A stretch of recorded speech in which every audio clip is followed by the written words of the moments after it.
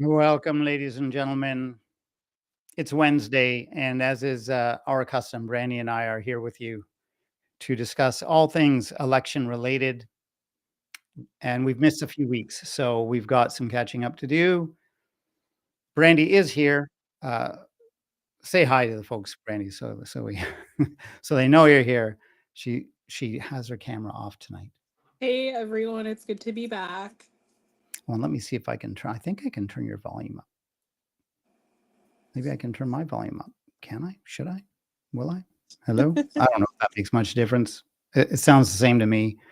So yeah, welcome. Generally, I don't know. I used to have a cute name for this when we were doing it on TikTok. But TikTok was repressing us pretty hard, ladies and gentlemen. Pretty hard to get the message out, at least from my account. Brandy does very well on TikTok. Have you found any differences lately? Like some creators on TikTok, they're getting frustrated, like Canadian Grip, or I don't know if you follow him. Some people are noticing changes or something with the algorithm. They're feeling like they're really getting repressed or whatever. What about you? Do you notice any differences? I don't, but I feel like that's because a lot of the time it sounds like I'm talking about nonsense in my video unless you like actually take the time to sit there and like put it together or look at the pictures, because Yeah. I don't use the words, and I feel like that's probably like a lot of the reason people are having issues is even if they're reporting, an article that came from CNN or the Wall Street Journal, like they still don't want to hear. I get you. Yeah. Yeah, you're very good at you've created this code for everything. But that's one reason why Brandy, I've lost you. I'm sure Brandy will be back. She has joined again, ladies and gentlemen. Here she is again. Hello, welcome again. Do we have the volume? Do we have your audio? Are you here with audio? Have you brought audio with you? You were sounding kind of glitchy there, so I wondered about if you're on your phone. I think you're on your phone. So I wondered if you were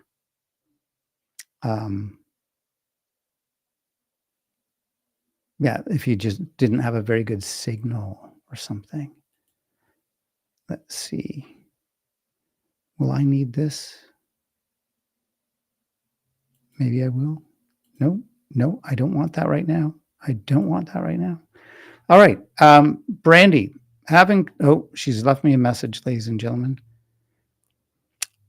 Now you can't hear me? Can I hear me?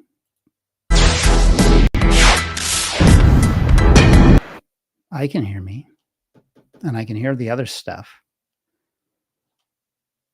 Maybe this is just old. Sorry, ladies and gentlemen.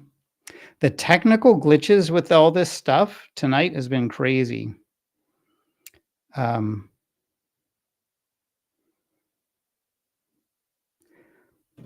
So I have texted Brandy. In the meantime, though, you're very kind. If you've joined us, thank you for your patience and all that, whatnot. I'm just going to make sure I'm looking at the chat here. So first story, and we will see if Brandy can chime in because she's really the expert in all this stuff, especially related to the ETA. So hopefully we'll get that audio problem figured out. I'm gonna just make sure I've got all the super volume. Maybe I had the volume up too high. I don't know. So Brandy's with us, but we don't have audio from Brandy for some reason. Let me know. See if I've got anything from her. All right. So first story, ladies and gentlemen. We've got this Minnesota special report from the 2024 election. This is from the Election Truth Alliance. And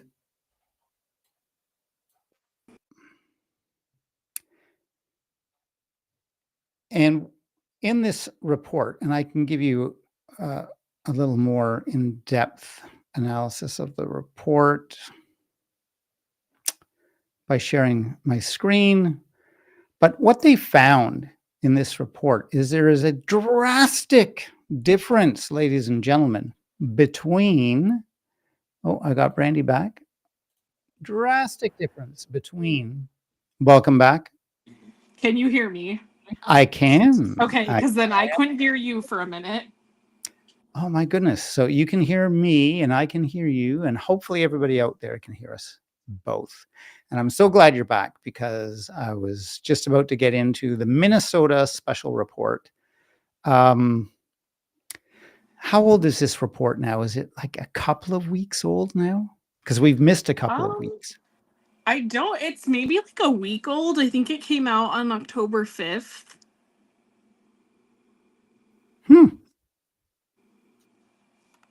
All right. Well, so it's still pretty hot off the press.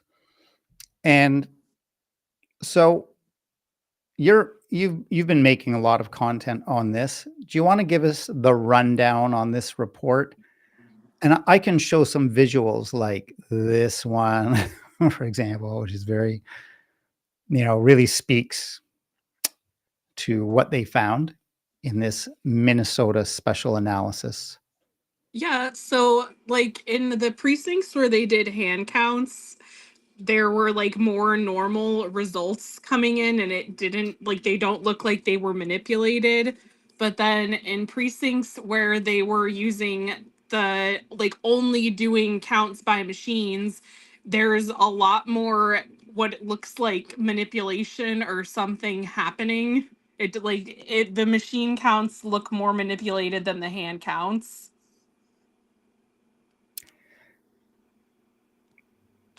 And I have to admit, Donald Trump seems to be winning in the hand count.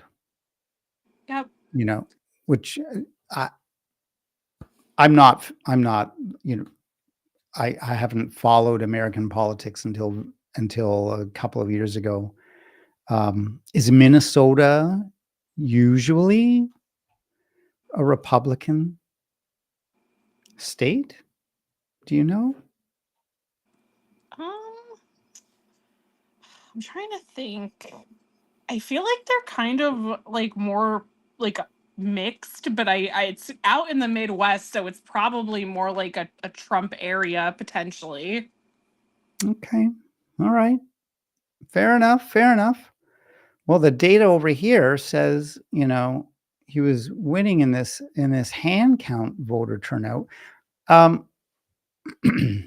Which is just a sample, right? They just they do a sample. Is that what's going on with Minnesota? That's what allows us to have this comparison.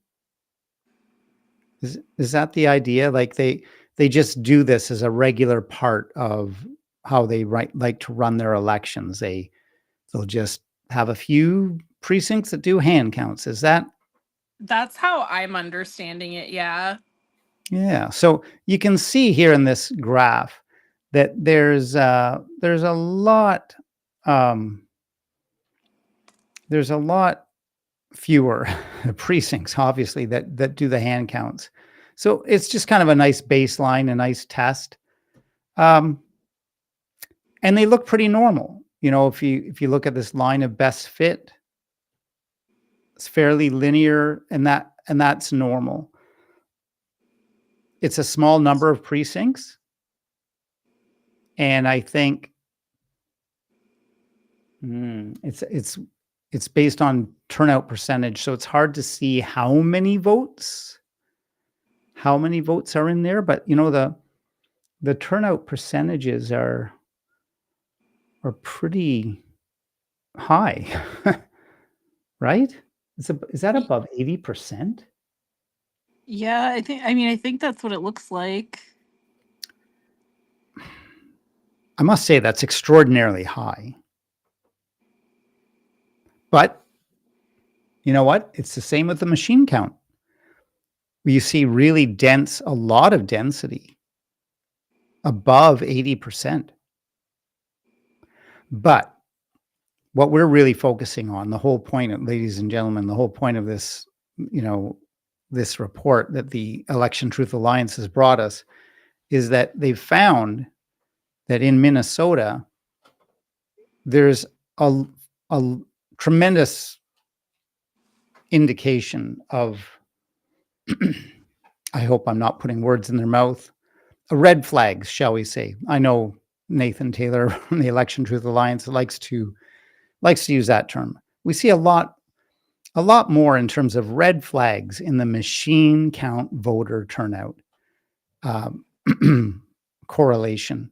That correlation between the vote share that a given candidate is getting versus the turnout.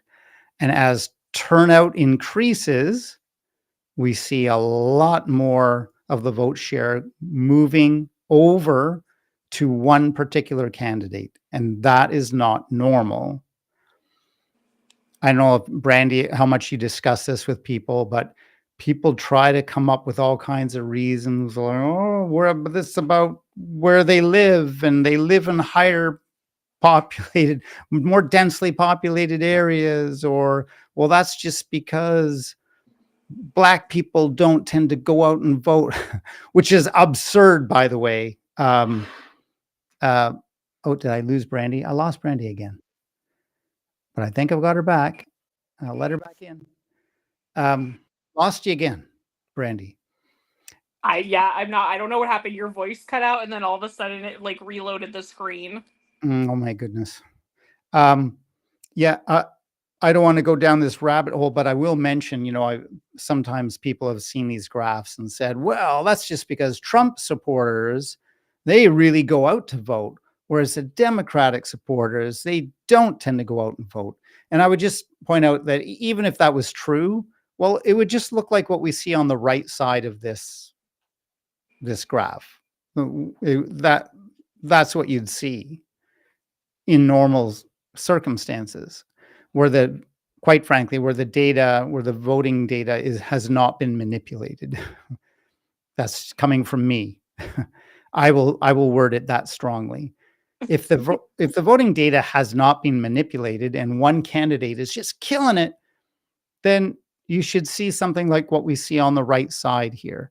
Or to give you a bigger example, it's easier to see. Here's just a good example here. This is mail-in voting data from San Mateo County, California, from the 2024 election. And in this case, Harris is the one who's killing it, and Trump is getting clobbered. But that's what it looks like when one candidate is killing it. Their vote share will be generally, at least the average, the central tendency of the vote share will be basically the same across all precincts. I need to emphasize that it's the central tendency that will be the same. So when you see something like this, where all of a sudden the central tendency just drastically changes once you hit a certain voter turnout percentage, or in this case, once you hit a certain number of votes per machine, and all of a sudden the central tendency changes drastically. Hey, Sweet Pea, welcome. We got a little comment from Sweet Pea. Welcome. Almost didn't notice you there.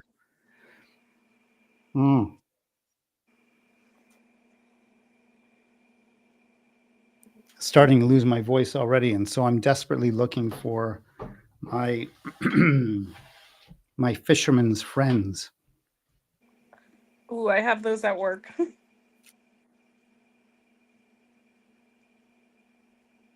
Where did they go? I don't. Gee whiz. I've always had those.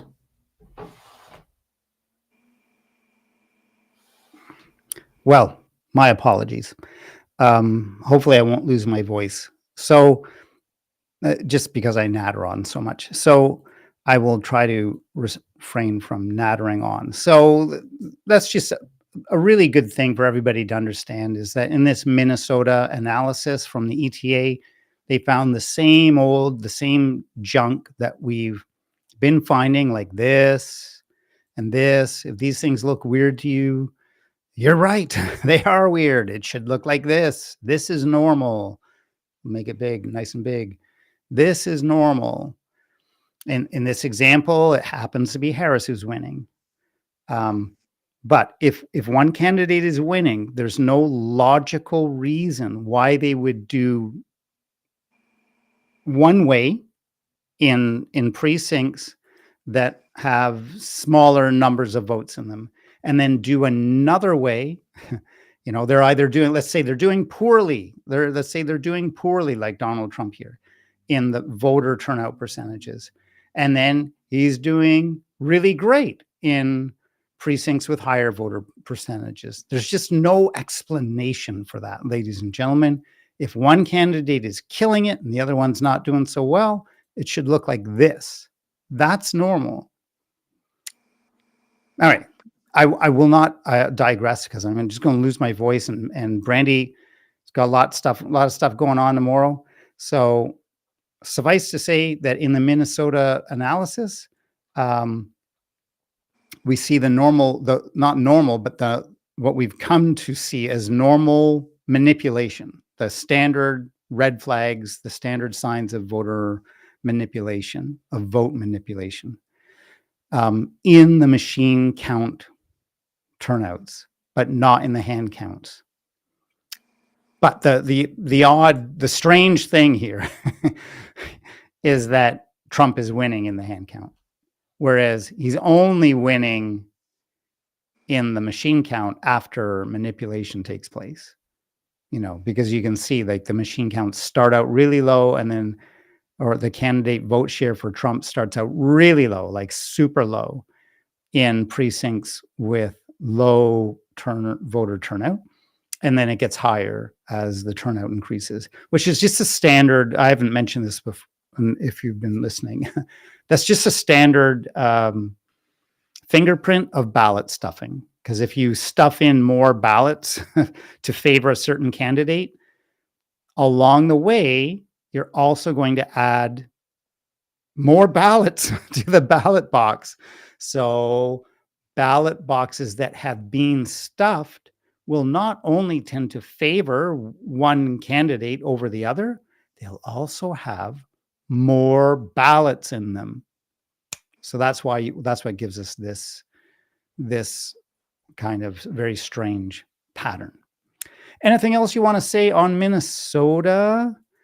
Brandy, I might be able to show. Let's see. Is this where I had the? No. Okay. This is where I had another article thing. But yeah, anything else? I would just say, like, for people to start writing to their officials. I know everyone says that what difference does it make, and, like, it is what it is, but the more people that write and, like, complain about things, just from working in retail for, like, a large portion of my life, like, that's how you get people to take notice of things and pay attention, because they don't want to have all those complaints, because it starts to get overwhelming and, like, they have to look into it. Yeah, I get you. I just tried to switch this over to a screen share, but it's like it's not going. Here we go. Share. Are you seeing this screen share now? I still see the presidential machine count versus hand count. Yeah, that's weird. This thing. I don't know what's going on. Now I see bar charts. Yeah, maybe this is where I was. Oh, how about this? Yeah. Is it scrolling now? Yeah. Yeah. Okay. So I don't know. I made it work on that screen, but not the other screen. This is kind of a more in-depth, the full report from the Election Truth Alliance. And at the bottom, a few reminders, like what Brandy was saying. What can you do? Contact your local reps. Say, hey, something. We really should. I would like to see an audit of the votes in our county, for example. That would be great if some counties started auditing, which is just fancy talk for doing a recount, but it's a recount that won't overturn the election, but it will at least show you if something is up, right? If something, like, it's going to highlight if there's a massive difference between what you find when you count the ballots, the paper ballots, versus what the machines reported at the end of the election. And Yeah. something that Brandy and I are constantly, everybody's frustrated about this, is that for most counties, most states, they do generate paper ballots, but try to recount them. Like, try to actually count those paper ballots. Like, they say, oh yeah, our elections are secure because we have all these paper ballots as a backup.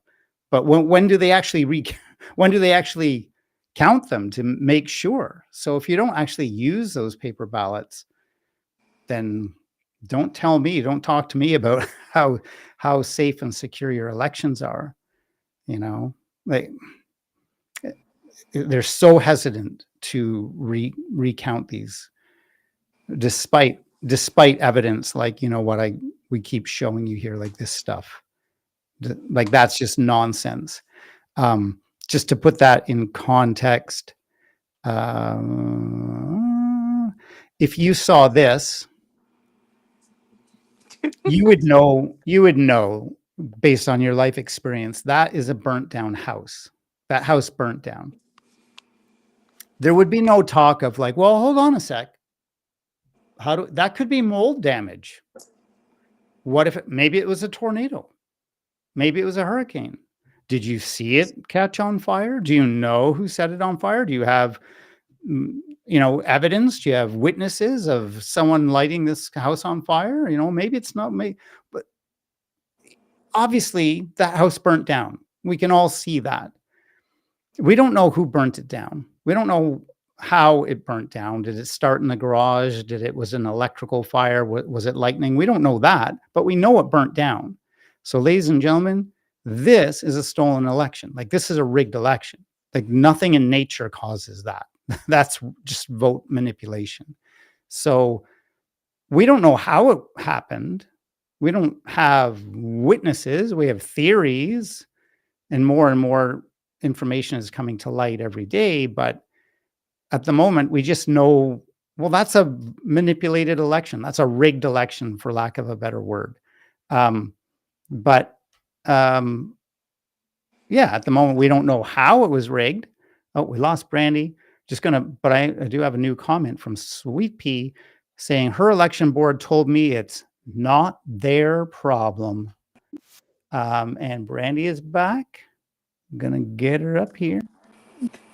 We're having so many technical difficulties tonight with my phone. I know. Yes. Hey, I just thought I'd put this comment up from Sweet Pea. Sweet Pea did contact her election board, and they said, because I've heard Sweet Pea quote this before, it's not their problem. But Sweet Pea, can you tell us more, like, when they said it's not their problem, what exactly did you put to them? As we would say in law, you put it to someone, you put it to the witness, you put a question to them and see how they answer it. So what exactly did you put to them? What question or assertion did you make where they responded by saying, oh, it's not our problem? I'd love to know that. Let us know. So yeah, enough said. On to the next story. This, you have to give Brandy credit for every time she steps into a live stream with me. She never knows how long I'm going to drag it out for. So yeah, tell us about this story, Brandy. Dominion voting? Yeah. Sold? So They ended up selling Dominion, which is like they do the tabulators and like a lot of the stuff for like the elections with the machinery. I think that they were in like their equipment was in at least 27 states, but they went and they sold it to a company called Liberty Vote, which is run essentially by like an ex-GOP official that was a I think he still is a Republican. He's just an ex-GOP official, and he was also at one point like an actual election official, like where he oversaw election stuff. So I don't know. I think that's really weird. I mean, obviously Dominion was a company, so they could sell to anyone at any time, but I just think that's like a weird person or company to sell to. The the more I look into this story, the weirder it gets for me. Did I set this up right? No. No, I didn't. How about this? Is this the right one? No, that's the next story. Yeah, the weirder it gets to me, because for one thing, I just thought this was interesting, being Canadian. Dominion is a Canadian company, or at least it started in Canada. That's weird. And Sweet Pea, I do see your comment, and I'm going to put it up, but I just have a bad habit of getting distracted and then not finishing a point. I always notice this when I watch my live streams after. So I want to make sure I finish this point. So Dominion was started in Toronto, Canada, like in 2003. Wow, did this company grow huge in a fairly short period of time. Yeah. And it's a Canadian company, and it sells mostly to Americans. Weird. But no, here's where it really gets weird. This company, Liberty,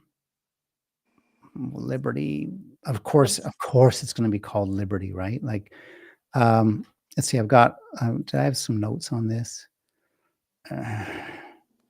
Somewhere I had, maybe I've got the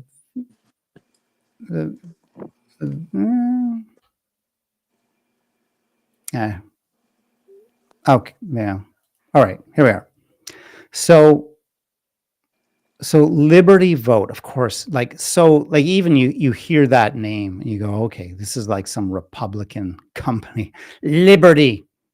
It's called Liberty Vote. So Liberty Vote purchased Canada-based Dominion for an undisclosed sum. Liberty Vote.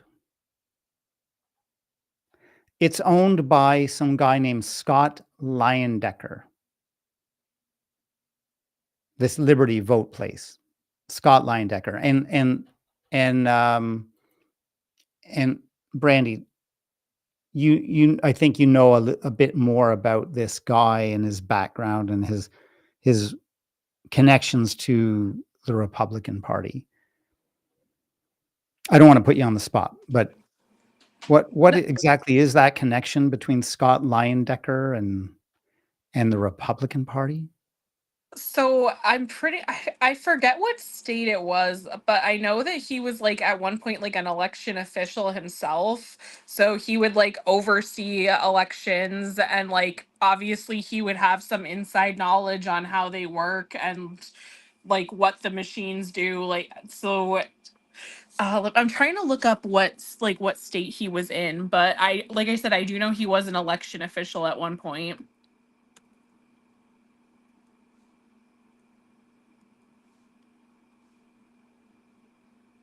Because I muted myself. I took a drink of water and I muted myself.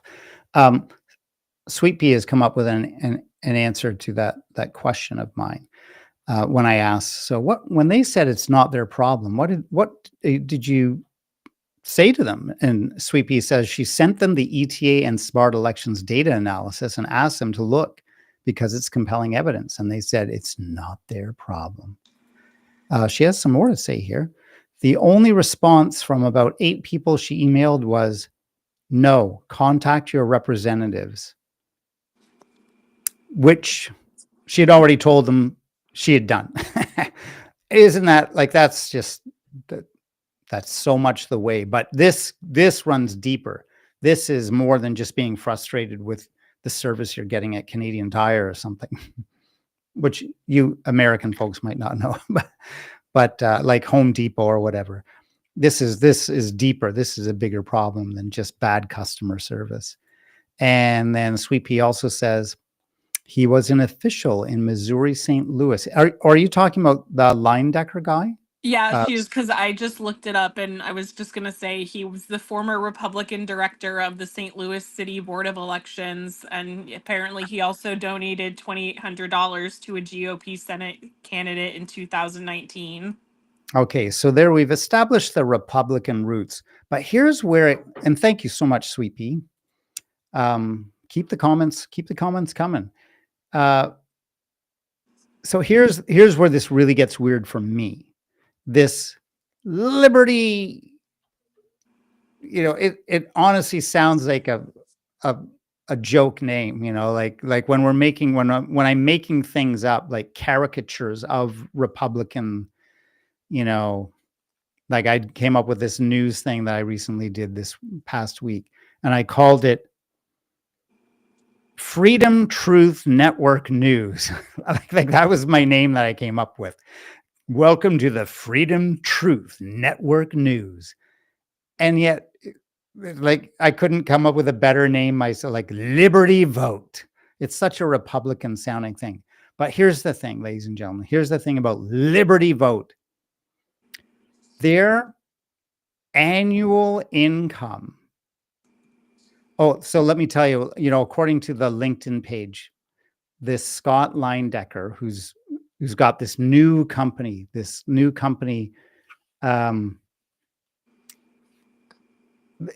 Leindecker owned called No Inc. So No Inc. What's the relationship between No Inc. and Liberty Vote? Liberty Vote purchased Dominion. Liberty is a new company by Scott Leindecker. And Scott Leindecker has another company called No Inc. And No Inc. has, get it? No Inc. It's like no as in like I know what is true. No ink, meaning you don't need ink because it's all by machine. Get it? So in this big company that's bought Dominion, I mean, I'm conflating a little bit No Inc. with Liberty Vote, but they're both owned by Scott Leindecker. It's Liberty is a new company owned by Scott Leindecker. And he also has a company called No Inc. So No Inc. boasts more than 150 employees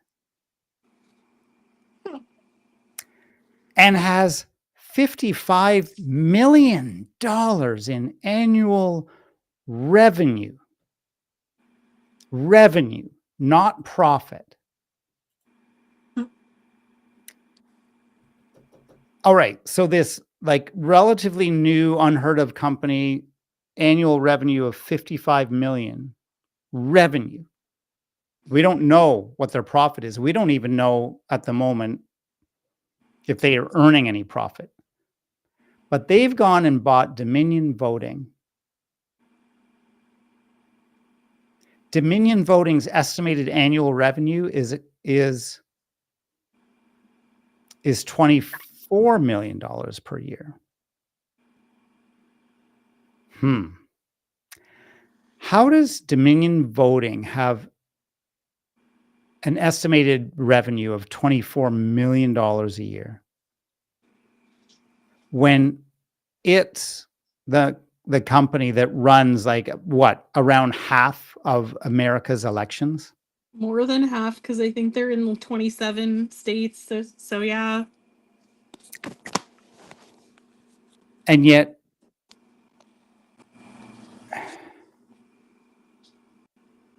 and then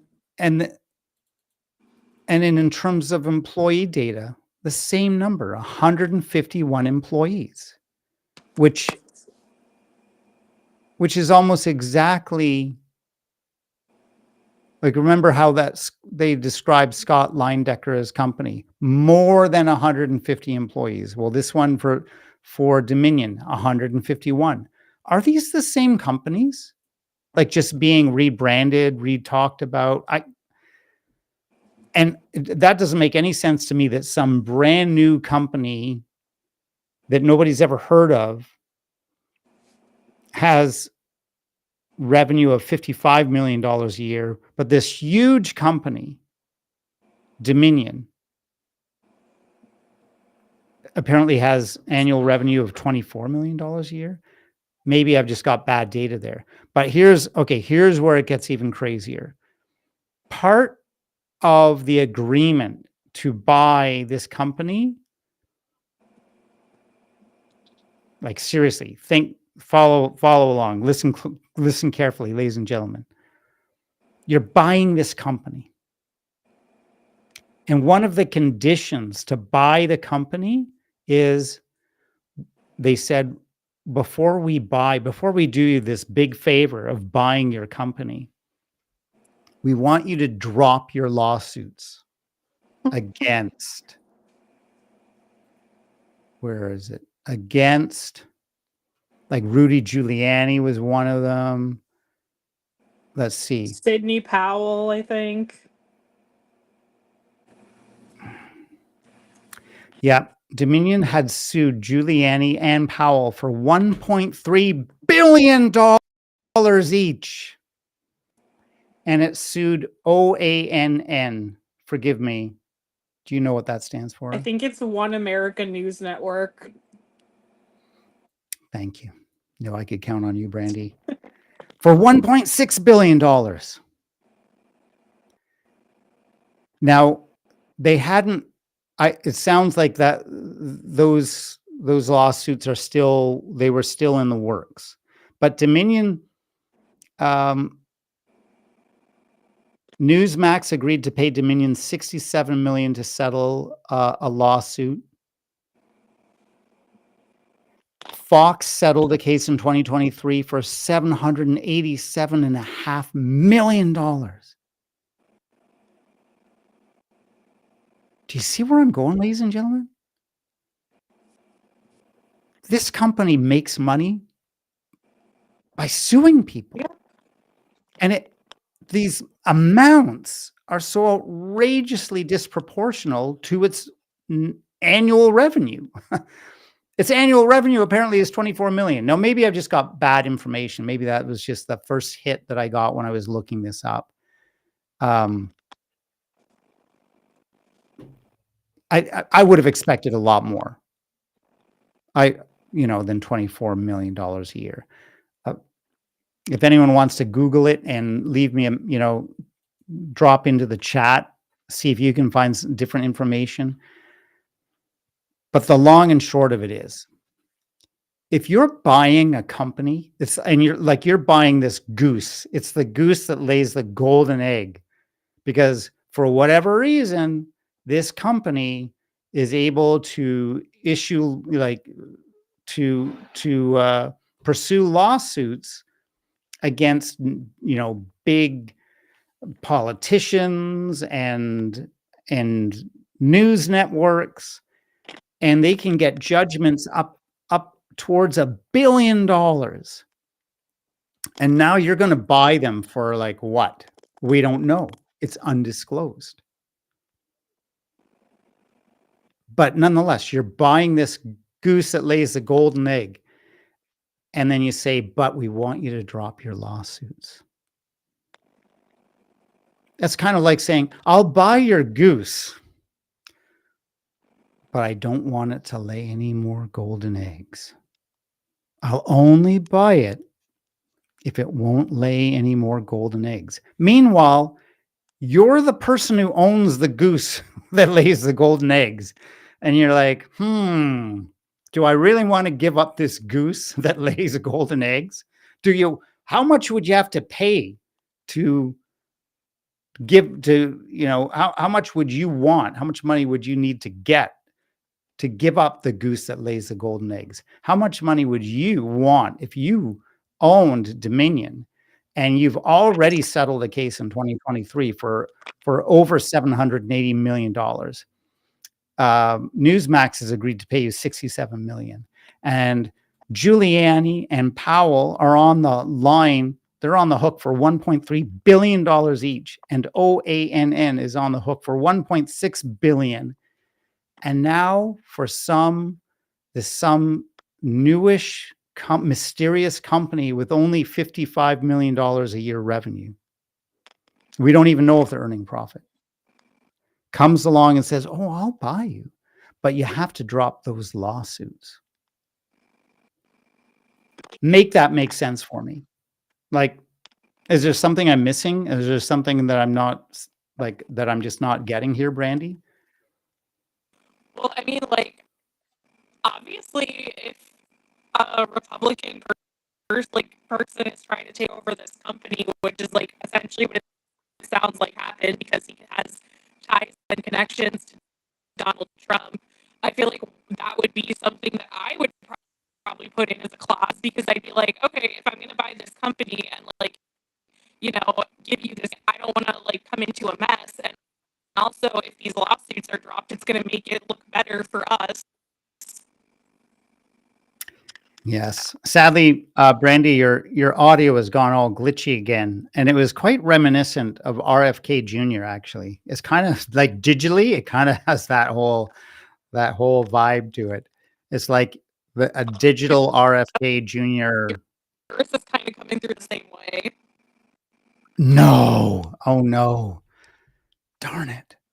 So that the problem could be on my end. Darn it! And I've been really being so emphatic. It could be, yeah, it could be just my Wi-Fi or something. Sweet Pea has chimed in here. Oh, no, we already saw that one. Yes, we saw that one. But this is new, I think. Hopefully they don't bring in Ivanka's machine. Oh no, Ivanka's machines. Yes, RFK Jr. So, Sweet Pea, are we sounding? I guess we're both probably sounding weird to you. I sound so lovely and smooth over my own headphones, but my voice, of course, doesn't go back out to the internet and then come back to my headphones. It's just coming right through my little mixer. So, of course, I sound good. Brandy probably sounds good to her too. So this just stinks. Like, undisclosed amount. This guy is clearly related to the Republican Party. And then as a condition, see, art sounds, oh, okay. Well, that's good to know. Because I've been really giving, I've been putting on some, some whatever, little emphatic diatribes tonight. And I'd hate to think it was all glitchy. So yeah, this stinks. Like, just another one of these backroom deals that mysterious. Clearly, there's something wrong. Clearly, this company is being bought essentially by the Republican Party for an undisclosed amount, and nobody buys a company that's got a whole bunch of people on the line for like billions of dollars, and then says, "Yeah, but before I buy you, I want you to give up those lawsuits, drop those lawsuits." In To quote The Godfather, normal, they must have made them an offer they couldn't refuse. yeah, well, they absolutely must have. And again, this is the same deep pockets that we see controlling the Republican Party. So they've got unlimited resources to do whatever they want. So that would be just typical. Like, let's just buy the companies that run the voting machines. And that's like Let's just buy them. That's like the problem I mean, I'm sure it's a problem in other places, but like in America, like all of this stuff is like so monetized at this point that like that's what this is all about. Like everything, it's all about money. Like none of this is about like actually making anything better for people. It's just about how can we get more money for the rich. Yeah, 100%. And And the more we look into this stuff, the more I just see that the Republican Party in particular, they're just ruthless. They've got unlimited funding and they're just ruthless. Like how they just got into so many states and modified laws in order to um in order to just scrape a whole bunch of Democrats off the voter rolls. Like millions, 3.5 million Democrats off the voter rolls, or at least what their AI suggested would likely people who would likely vote Democrat. Incredible. Like they'll just go to any lengths. So that alone would have handed the election to Kamala Harris if she had those votes.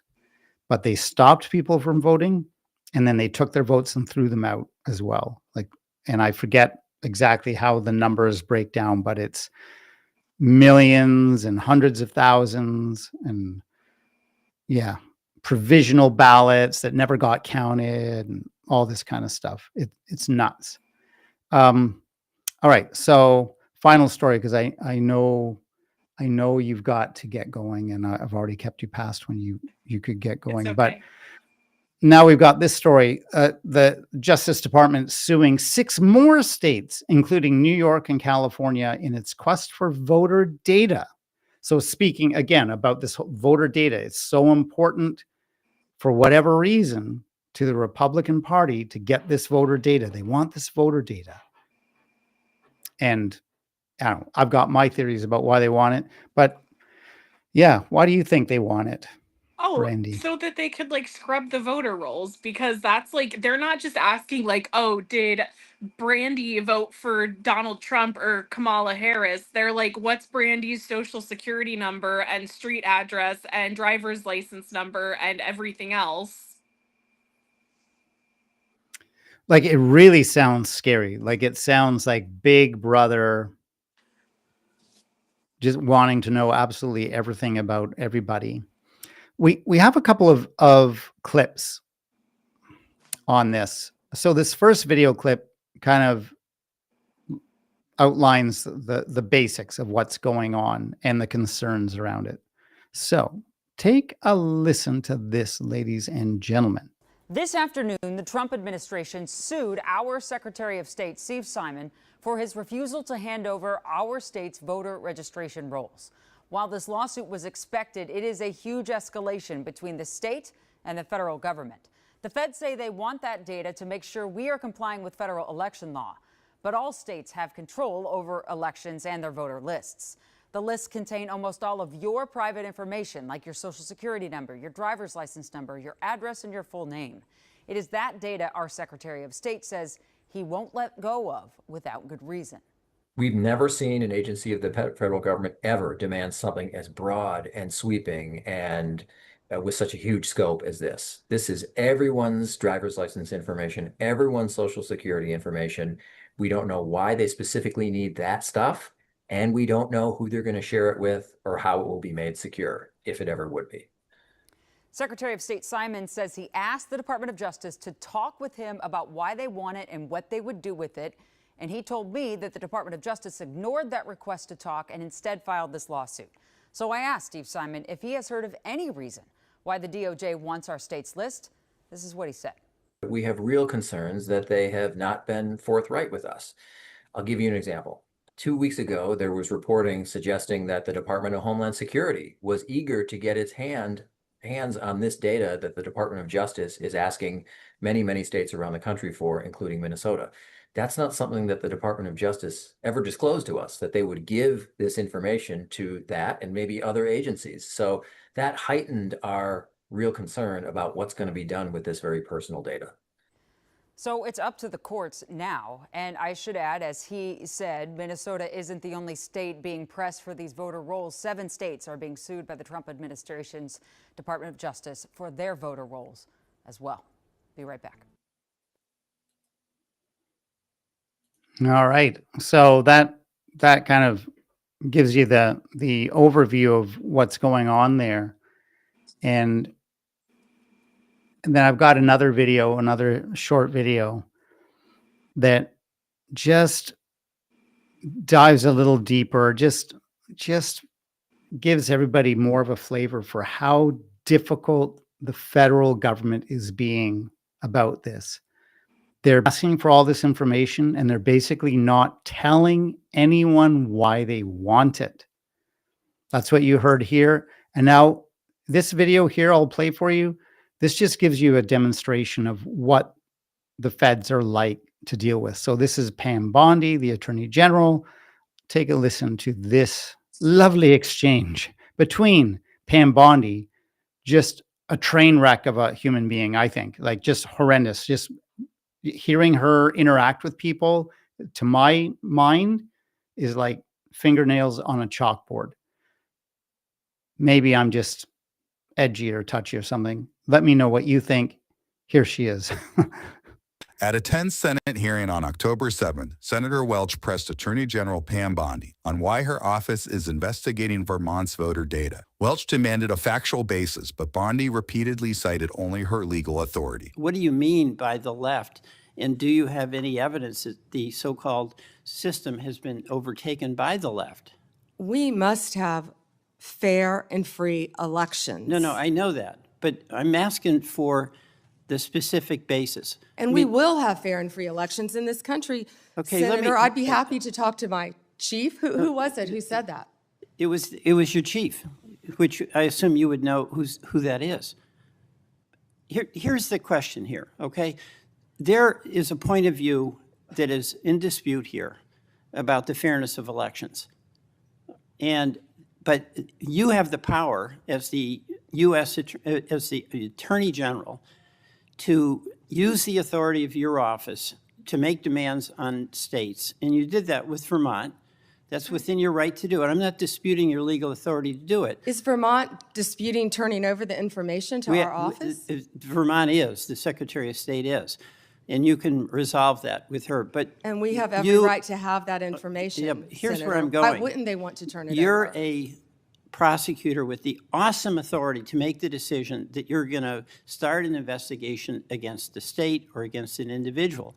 And I know from your experience as a county prosecutor and as the Attorney General in Florida, you took seriously that obligation to have a factual basis before you'd proceed, right? Senator, I take that role, I take my oath very seriously. All right, so what I'm and I asking- take fair and free elections in this No, country we very all- seriously. we all and that do. information, our office is entitled to have that information. And But we the are question involved here- in litigation on that. And I Here's the assume we'll be question involved I in have. litigation with We have- Vermont. We have a Republican governor in Vermont. We had our former Republican governor was secretary, was the treasurer for many years, and also the Secretary of State with election responsibility. What I'm asking is, do you or does your head of this voting section have any factual basis that you can point to that justifies your demand that Vermont turn over all this confidential voting rights information? Well, it would remain confidential with my office, and you just said that you have a Republican governor, so it doesn't make sense what you just said. We've asked that of every state, Senator. For more congressional news, stay tuned to Congress Clips. Yikes. Oh my gosh. She just makes my blood boil.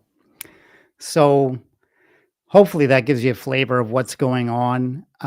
As you could see there, I've done other videos on Pam Bondi and how she's just so obtuse, so obstructive, will act like she doesn't hear the question. Her response to a question has nothing to do with the question. It's just bizarro world. It's so frustrating. So that nice senator was just bending over backwards, trying to be polite and nice and basically say, hey, when you were an attorney for the state of Florida,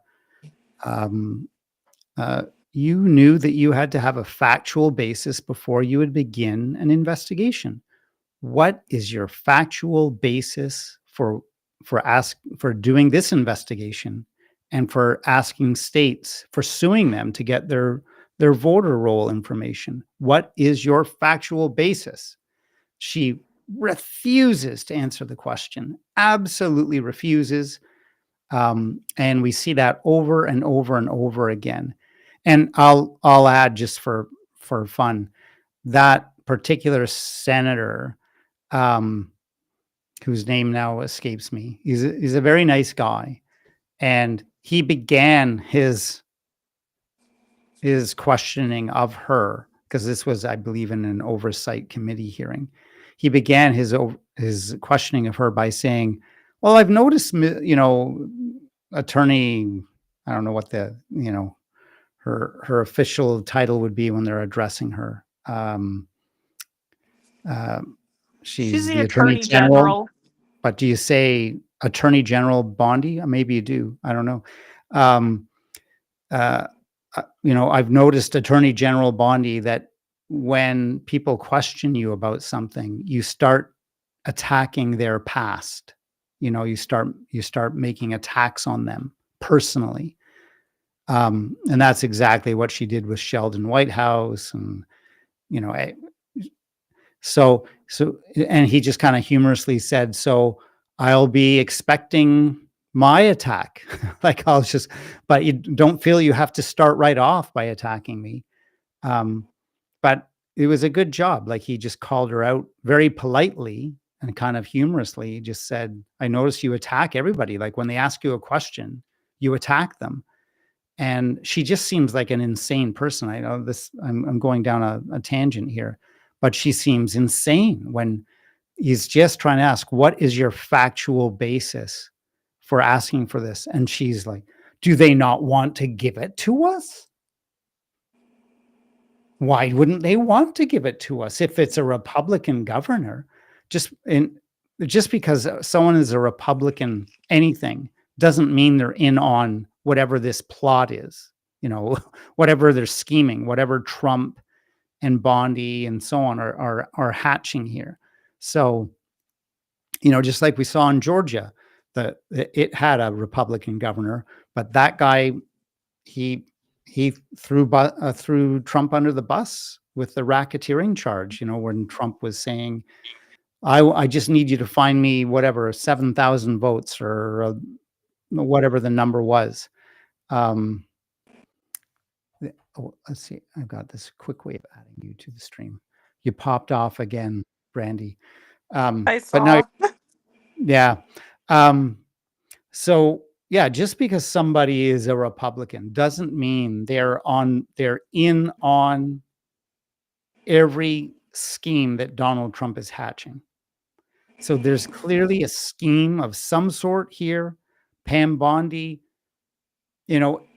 certainly makes it look like it's a scam or a scheme or a conspiracy here by simply not answering the question. So if somebody wants to say to me, "Well, you're sounding, let's see, how do I get rid of this thing here? No, I'll go up to here." If somebody were to say to me, "Well, you're sounding paranoid here. You're saying it's a conspiracy or a scam or a scheme." Well, wouldn't you, after seeing that exchange, when that really nice senator is simply asking the attorney general, who has this awesome power to begin an investigation of any person, any corporation, any anything, any government department or institution, police force, she could begin and she could investigate anybody, and they are completely weaponizing that department against Trump's enemies, people who he has a grudge against, and so on. And they literally have a fellow there whose official title, I hope I'm not misspeaking, is weaponization. So, like, at the Department of Justice, he's like the head of weaponization. So, if a person were to say, "Well, you're sounding paranoid," well, then why won't Pam Bondi just answer the question? What's the factual basis for starting these investigations? Enough said. I've droned It's like on the same way that Caroline Levitt acts when they ask her questions at yes, press conferences. 100%.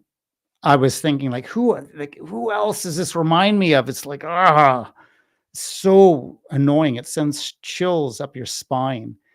And yes, it's Carolyn Levitt. Exactly. That is the person. Arg.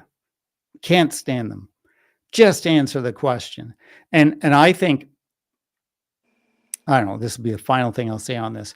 I think these senators and these oversight committees are too easy on her. No, She she she just obstructs, blocks, redirects, changes the topic, attacks them. And I think I would dedicate my whole time. I know they're limited; they just have 5 minutes or something. But I would just ask one freaking question, and I would just demand an answer. Like either you answer it or you plead the fifth.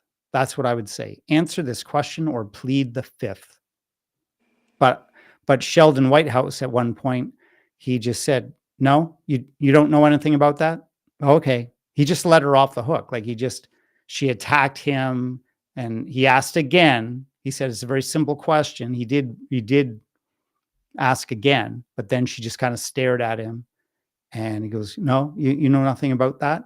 But this is just the thing. She refused to say no. Like the question in that case was, have you seen these photographs of Donald Trump with topless young women sitting on his lap? And she wouldn't answer the question. She wouldn't say yes or no. She just would attack him. Like, how dare you ask me such a salacious question when you received donations from this guy who was also, he flew on Jeffrey Epstein's plane one time. Like, what? Just answer the question. Like, did you see the photographs or not?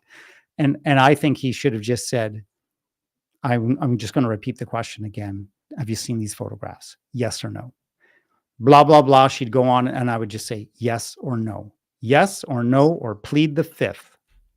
So at least she seems hesitant to lie because she knows darn well, like making a false statement to a congressional hearing is a criminal offense. She seems to not want to expose herself to that. Good. I guess that's a good sign. But yeah, enough. So I won't say another word about about Pam Bondi. She it's drives me just like crazy. it's like you can't watch, sorry, it's just so hard to watch these people talk because like I don't remember, like obviously I wasn't alive when some of these people were president, but I've like seen them talk in like, documentaries. Like I don't remember Richard Nixon talking the way that Donald Trump talks, or like when he was on TV. I don't remember like seeing Ronald Reagan, who was a Republican, talk the way that like Donald Trump talks like when he's on TV. So it's like we've taken this and turned it into like a circus Absolutely, absolutely, and you're absolutely because right. Like I, I always, I always thought like George W. Bush, George Bush Jr. I always thought he was like not the sharpest tool in the tool shed, but he was a nice guy. He seemed kind of nice. Like maybe behind the scenes, he was ordering all these extra judicial like um, murders and stuff, executions, whatever they're called. Um,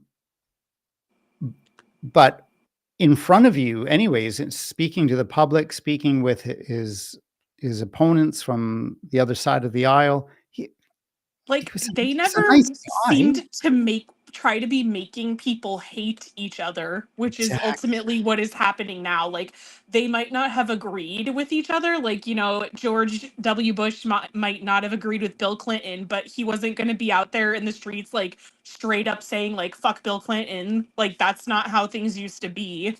No. And it's spread up to here in Canada. So our guy, Pierre Poilievre, is kind of like that. He's adopting this kind of mean-spirited approach to politics where it's just always personal attacks, personal attacks. and often based on misinformation, mistruths, bending the truth. A whole lot of the thing of not answering a question as well. Very frustrating, annoying person to deal with. And I can't really, before Pierre Poilievre, I can't remember any prime minister or opposition leader who was like that. So maybe it's just a coincidence, but I doubt it. I think the new American, though it's not American style, it's Trump style, it's MAGA style. Politics has crept into Canadian politics as well. But other than, I would say, Pierre Poilievre and not so much his shadow cabinet or yeah, there's a few MPs. I won't go on about it, but for the most part, it's just the base. Like we have our maple MAGAs. You've got your MAGAs down there in the States, obviously, and we have our maple MAGAs up here, and they are cut from the same cloth. Like they're kind of mean-spirited people generally. But at the same time, I should point out, Republicans, conservatives, MAGAs,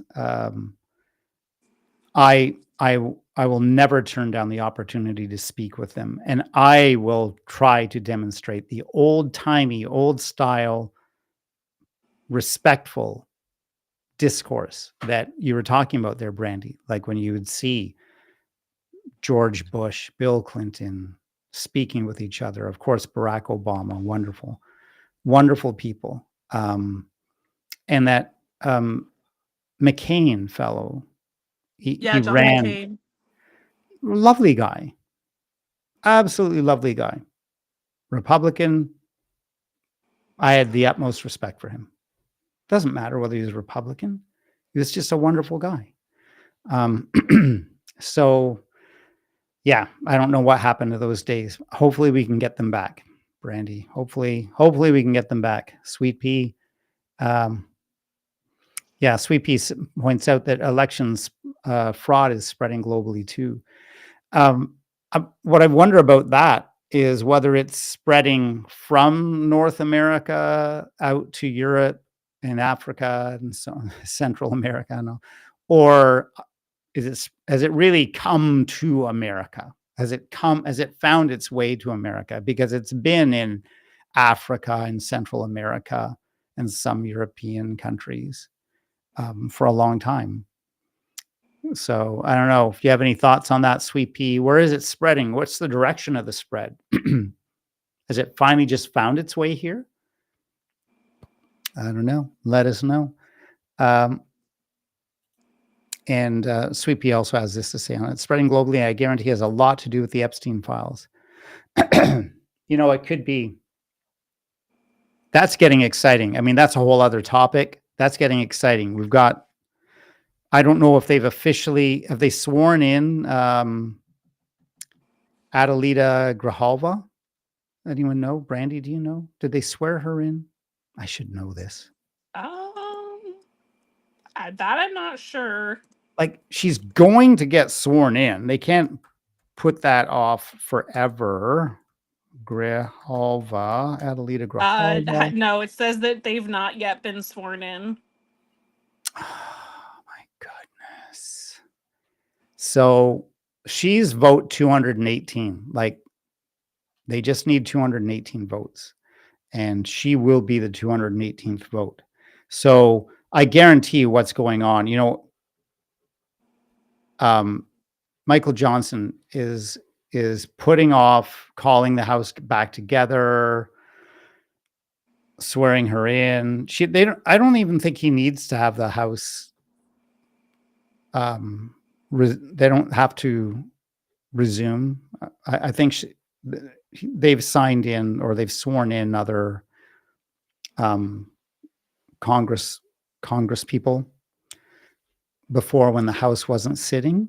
So they could do that. But I think what's going on is behind the scenes, he's working on, he's trying to get one of the Republicans who who have signed on to the Ro Khanna Thomas Massey discharge petition. He's trying to get one of them to back down. And remember, they are so deeply funded. This international, this is the deep state. Everything that Trump ever told you about the deep state, he and all these guys, unlimited funding. So when one person, like one sitting congressman, has so much power, like they've got the power of their vote, they can put the awesome power of all this money behind them and offer that person whatever they want, like billions of dollars, billions. Like, hey, tell you what, just change your mind on this vote. We can offer you billions of dollars. And if you don't change your mind, can you imagine the thing? Again, you've got all the money in the world. You've got a criminal president who's got the ability to pardon people. So they could offer carrots, but they could offer sticks as well. So they could be like, vote this way on this discharge petition, and we'll give you billions of dollars. If you don't vote this way, We'll end your career. It could go so much further than just Yeah. things that I don't want to say, but you can imagine. Exactly. Yep. So this is the problem of allowing so much money to get concentrated in the hands of so few people. They wield so much power over government. Yeah. Wait a minute. Sweet Pea says, oh, all right. So I guess at the end of the day, they have not sworn her in, right? So you agree with what Brandy found. They haven't sworn her in. Gee whiz. But it's going to happen. But my money is on the fact that Michael Johnson is waiting for somebody for was her name Marjorie Taylor Greene? MTG. Yeah. Marjorie. They're putting pressure on her. They're putting pressure on Thomas Massey. They're putting pressure on whoever the handful of Republicans are who have signed on to this discharge petition. And all the other ones, who knows, like all the other Republican representatives, who knows what they've been paid to not. Either that or they're on that list too. Right. Yeah. I mean, not all of, I mean, I'm not saying all of them, but I would put money that some of these people are on that list. The older ones. I mean, it goes back, right? This stuff goes back a while. So oh yeah.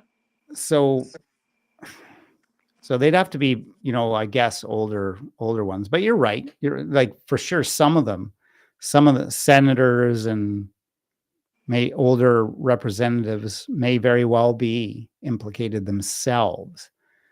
I find it hard to believe that, in general, all the Republicans are on the list, but a goodly sum, and I'm sure Democrats too. But obviously, here's the thing: Donald Trump is on that list. Like, there's obviously he's all over it. He's all over it. He's the star of the show, and I think that's why the Republicans are voting against it. Not necessarily that they're all on it, but they've gotten their orders from above, and he is their God King, because if he doesn't like you, they pray to the almighty dollar. Yeah. If he doesn't like you, you're done. He has that power over Republicans. And he has that power over Democrats too. Like what Elon Musk would, back when he was kind of more on Trump's side, he'd just say, well, in midterms, I'll put so much money against you that you won't be able to win.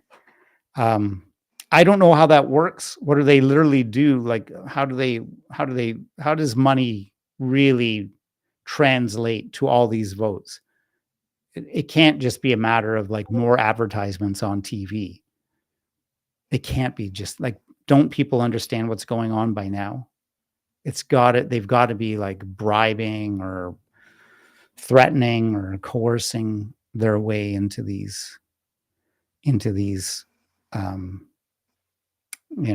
elections somehow. I don't believe it's all about advertising or commercials and bus stop posters and stuff. Like, Sweet Pea has chimed in and said, Alaska's Murkowski has Maxwell financial ties. Oh, really? Wow. Like Ghislaine Maxwell financial ties. Ghislaine Maxwell. Let's see. It goes on to say 250 million Americans just didn't bother to vote. That's from someone else. Oh, that's Lightning Rod. Name's That is Lightning Rod. That's right. Hey, Lightning, welcome. Oh, Lightning's probably watching from the Green Neighbor channel because I know Lightning from my Green Neighbor channel. And Lightning, thanks for joining us. So if you haven't noticed me on, Green Neighbor as much these days, it's because I've been doing more of this politics stuff. And so, hey, I'd love you to subscribe to, if you could look it up, you can find it on my link tree. But Green Neighbor Policy Watch. That's the channel that I'm kind of streaming this from with Brandy here. We do it every week on Wednesdays. But I have to make sure that I take care of my co-host here. Brandy needs to get to bed. A lot going on tomorrow. Yes, I have a job interview tomorrow, guys, Yes. which I am excited for because my job has become toxic. Yes, and I'm excited for you.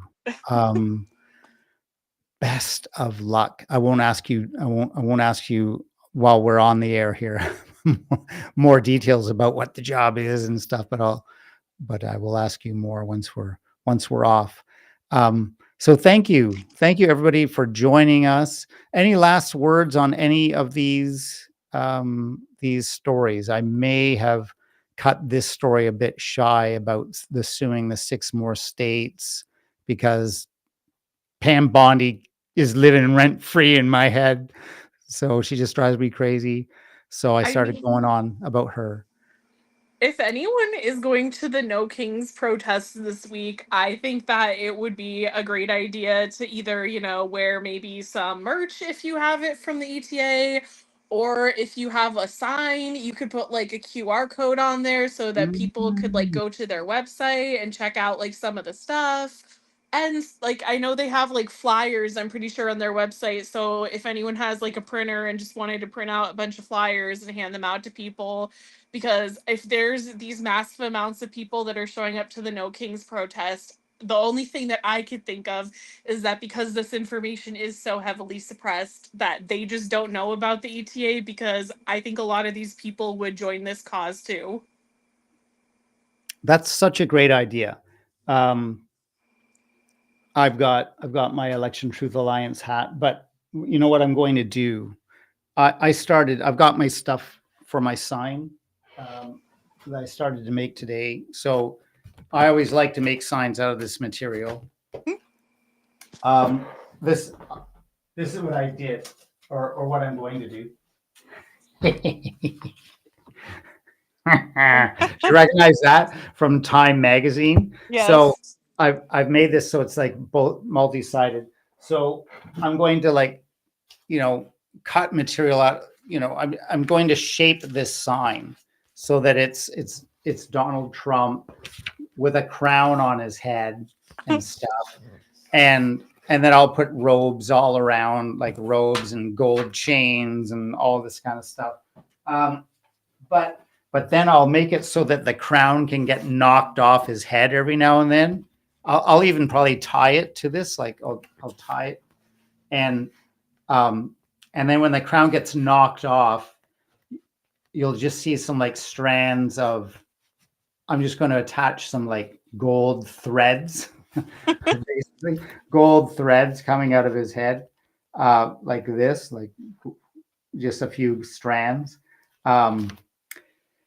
Yes, but Anyways, to your point though, Brandy, down at the bottom, I'm going to have a big Election Truth Alliance. Both sides, double-sided. You know, use both sides of your signs, ladies and gentlemen. I've made that mistake in I won't show you my other signs for environmental stuff that I've done. But you know, your sign's always sticking up in the air, but the crowd's all around you. So take the time to make your sign double-sided. It's well worth it. And yeah, my Donald Trump here is going to be double-sided, and I'm going to put a crown on his head, and then like the hair will be coming out from in the middle, right? You know, and just a few strands blowing in the wind. But I'll have a crown on his head, and so it'll be the final treat when the crown pops off his head. So that really got him, right? That picture is, for those of you who don't know, this picture is from Time magazine. He's like, got again, like Time Man of the Year or whatever. I don't know. Oh my gosh, what suck ups Time magazine is. But kudos to the man. Kudos to the man who decided that's the photo they were going to put on the front.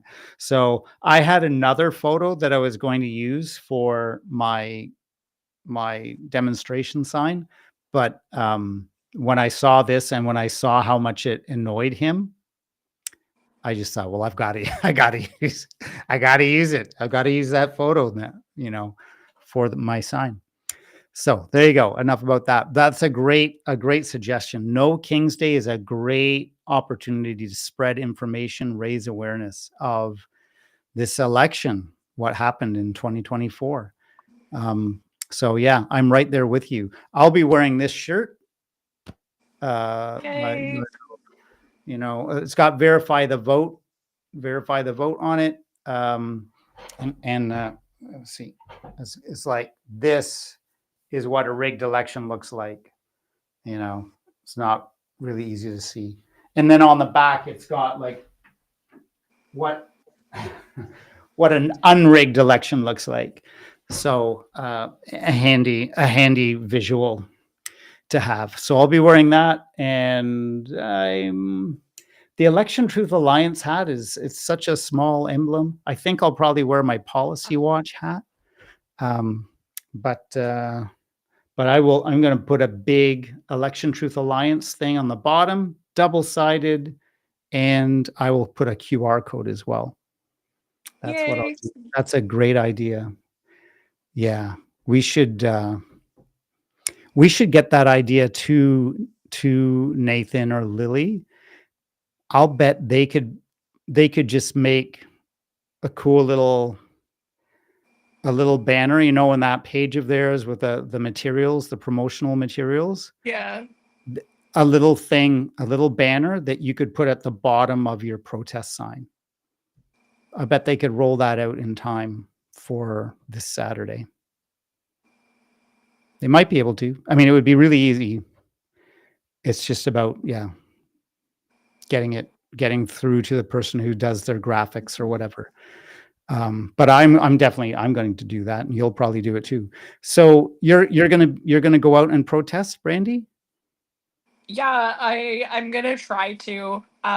There's not like a whole lot of stuff that usually there's not usually a lot of stuff that happens around here, but I'm gonna see what I can like find.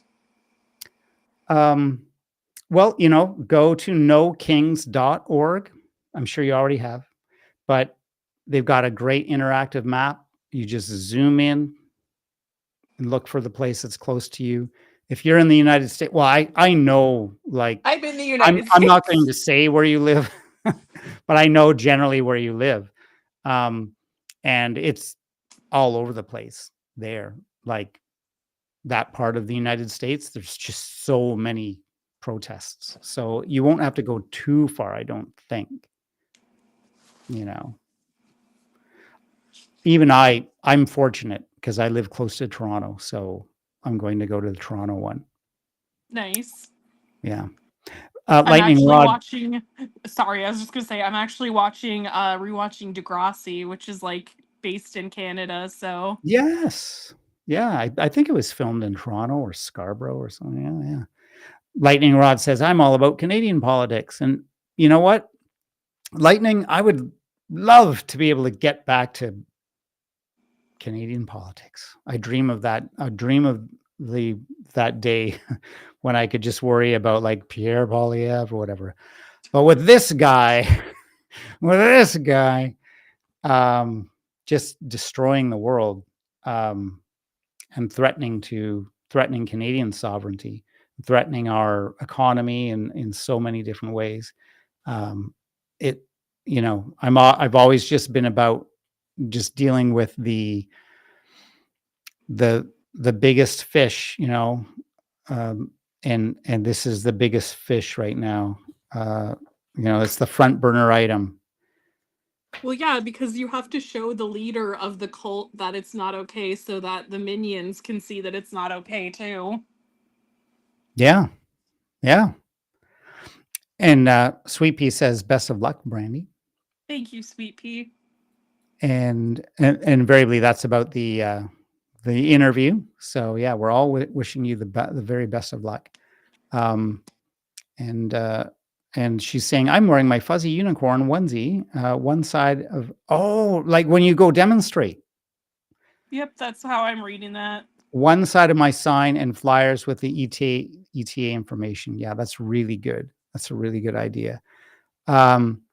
You've reminded me, Sweet Pea, that, do you all know who Robbie Roadsteamer is? Do you know that guy?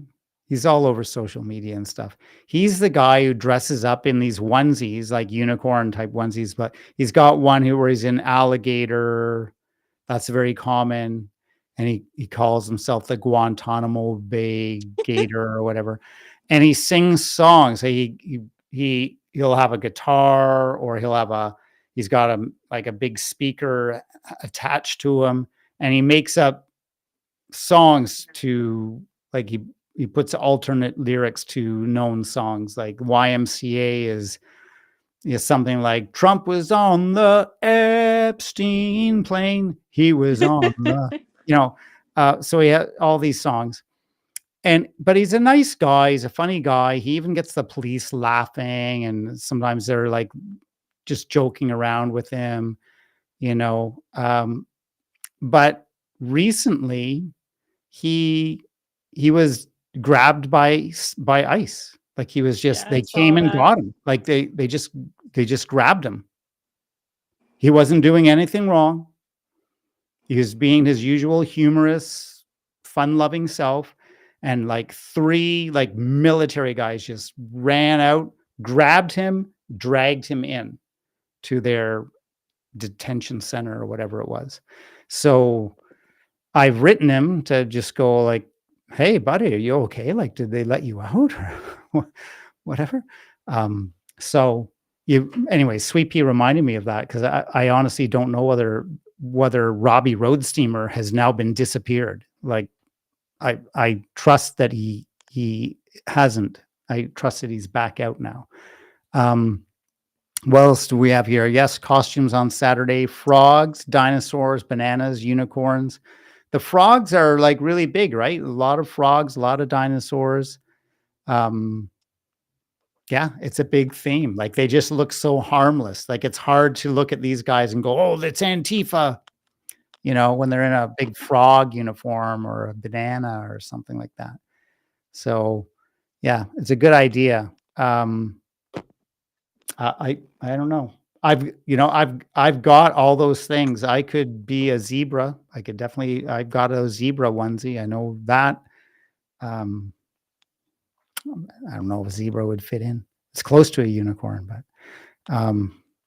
so there you go. Anyways, Brandy, I keep promising to let you go. We wish you the very, very, very best of luck in tomorrow's interview. And thank you yet again for bearing with me through all the technical difficulties, and for your dedication, for your commitment to this cause, and being willing to take this time out of your very busy life, hectic life, and sometimes more stressful than it should be, life. So thank you. And I will let you go, and I will let everybody else go who is graciously joining us tonight. Thank you so much, and we will see you in the next one. Yes. Bye Thank you, for guys. now. Thank you. Bye. Thank you, everybody. Bye for now.